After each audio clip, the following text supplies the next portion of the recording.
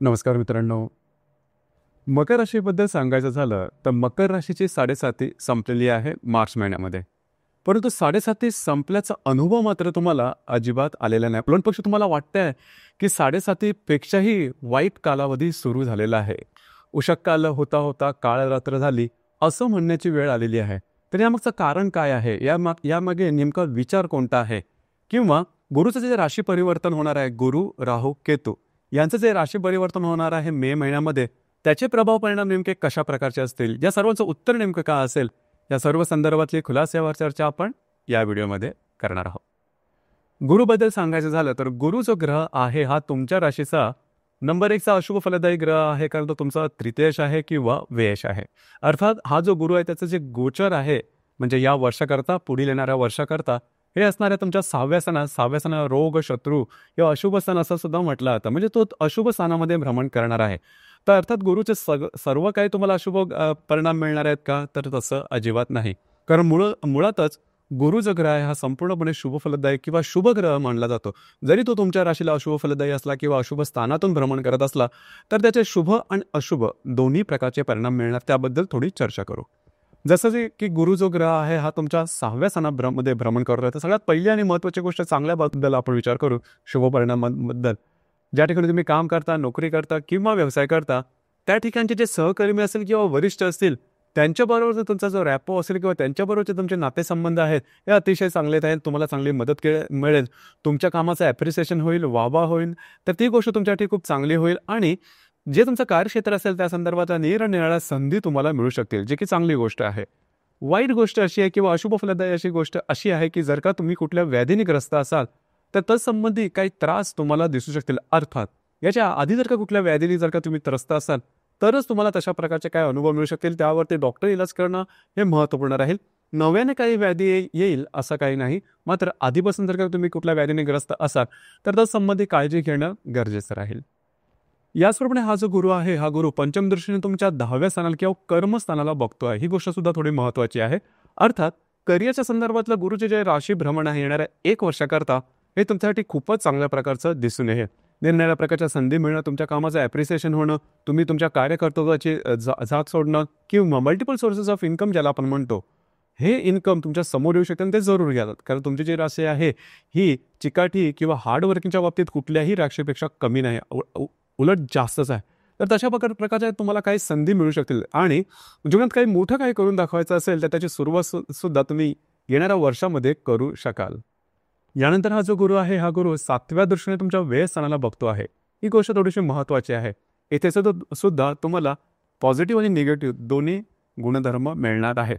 Positive गुणधर्माबद्दल सांगायचं झालं तर साधारणतः तुम्ही धार्मिक किंवा आध्यात्मिक मार्गामधले असाल तर येणाऱ्या संपूर्ण वर्षामध्ये तुम्हाला काय आता संबंधित काही चांगले अनुभव निश्चित मिळतील. ही गोष्ट चांगली आहे.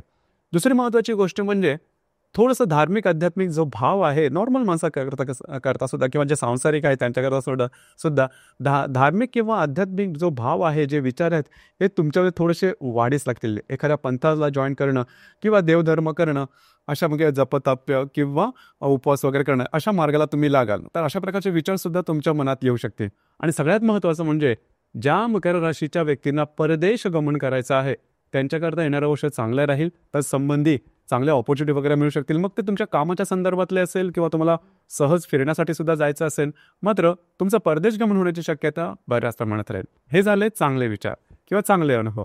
निगेटिव्ह इफेक्ट कसे आहेत की साधारणतः या येणाऱ्या संपूर्ण वर्षामध्ये लोन वगैरे घेऊ नका किंवा कर्ज वगैरे घेऊ नका. अर्थात कर्ज तुम्हाला सहज मिळेल, परंतु कर्जाची परतफेड करण्याची जी वेळ आहे किंवा परतफेड करण्याची जी गोष्ट आहे त्याकडे लक्ष देणं गरजेचं आहे. ते तुमचं शेड्यूल तयार असणं अतिशय गरजेचं राहील. कारण गोष्टी तुमच्यासाठी कॉम्प्लिकेटेड होणार नाही याकडे लक्ष देणं गरजेचं राहील. कर्ज तुम्हाला मिळेल आणि नंतर याची परतफेड याचं सुद्धा गणित तुम्हाला जमणं गरजेचं राहील.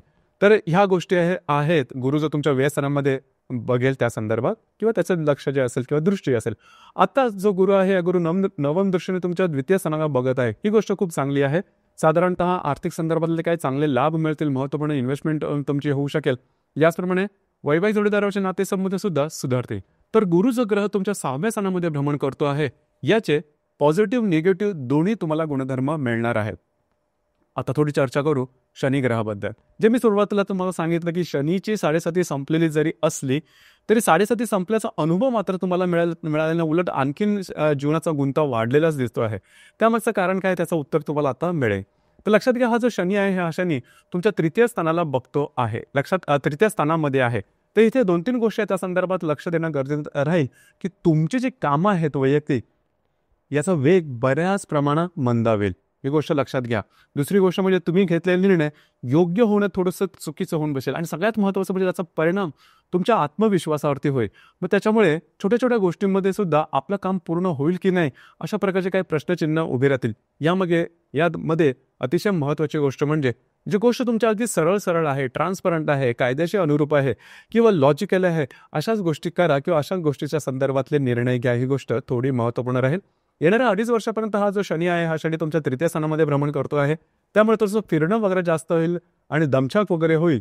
तर ही गोष्ट सुद्धा थोडीशी महत्त्वपूर्ण राहील. आरोग्याकडे लक्ष देणं थोडंसं गरजेचं राहील आणि जे तुमची भावंड किंवा इनलॉज आहेत त्यांच्याबरोबरचे नातेसंबंध सुद्धा कदाचित थोडे ताणले जातील किंवा त्यांच्या आरोग्याच्या संदर्भातले काही त्रास डोक्यावर काढू शकतील. यानंतर हा जो शनी आहे हा शनी तुमच्या तृतीय दृष्टीने तुमच्या पंचम स्थानाला बघतो आहे.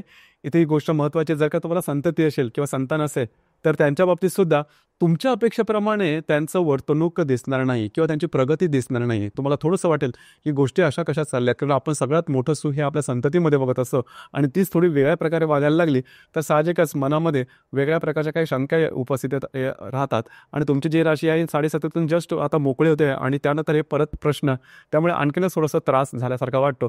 तर ही गोष्ट थोडीफार राहील, त्याकडे थोडंसं लक्ष देणं गरजेचं राहील.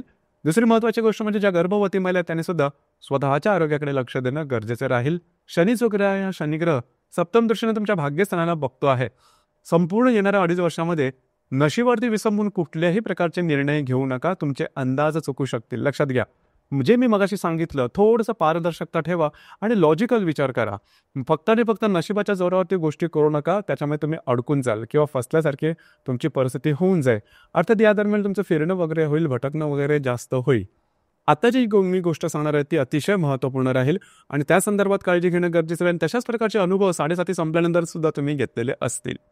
आता जो शनी आहे शनी दशम दृष्टीने तुमच्या व्ययस्थानाला बघतो आहे. इथे गुरु सुद्धा षष्ठ स्थानातून सप्तम दृष्टीने तुमच्या व्ययस्थानाला बघणार आहे.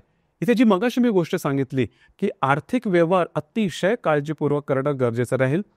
म्हणजेच मार्च नंतर तुम्ही बऱ्याच प्रमाणात शक्य आहे की आर्थिक व्यवहार तुमचे चुकलेले असतील. कर्ज घेणं, कर्जाच्या संदर्भातले त्रास होणं, ते परतफेड न होणं, जास्तीत जास्त कर्ज वाढत जाणं, अशा प्रकारचे अनुभव तुम्हाला मिळालेले असते.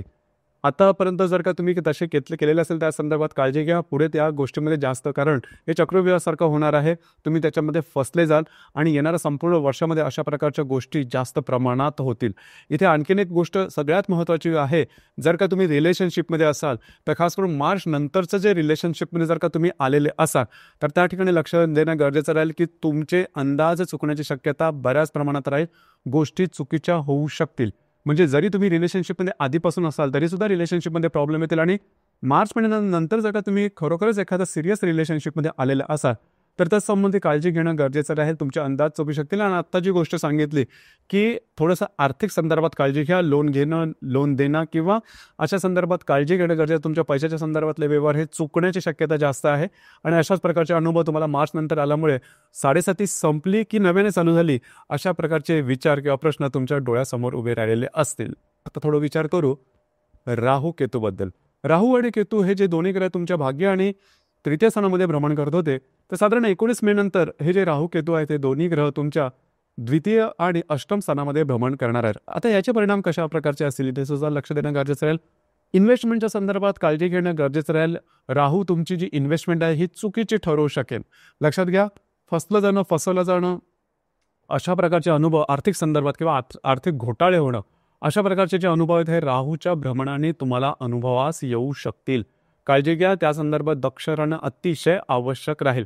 त्याचप्रमाणे इझी मनीच्या मागे धावणं, झटपट पैशाच्या मागे धावणं किंवा मोठे काही लाभ होतील अशा संदर्भातले काही चिट फंड कंपन्यांमध्ये गुंतवणूक करणं अशा प्रकारचे सुद्धा काही गोष्टी तुमच्या समोर येऊ शकतील. परंतु त्यामध्ये सुद्धा फसले जाण्याची शक्यता बऱ्याच प्रमाणात आहे. त्याच्यामुळे पैशाच्या बाबतीत चोख राहणं फार महत्त्वाचं आहे. कारण हे जे राहू केतू आहे ते राहू केतू जवळजवळ येणारा 18 महिन्यापर्यंत तुमच्या धन आणि अष्टम स्थानामध्ये भ्रमण करणार आहेत.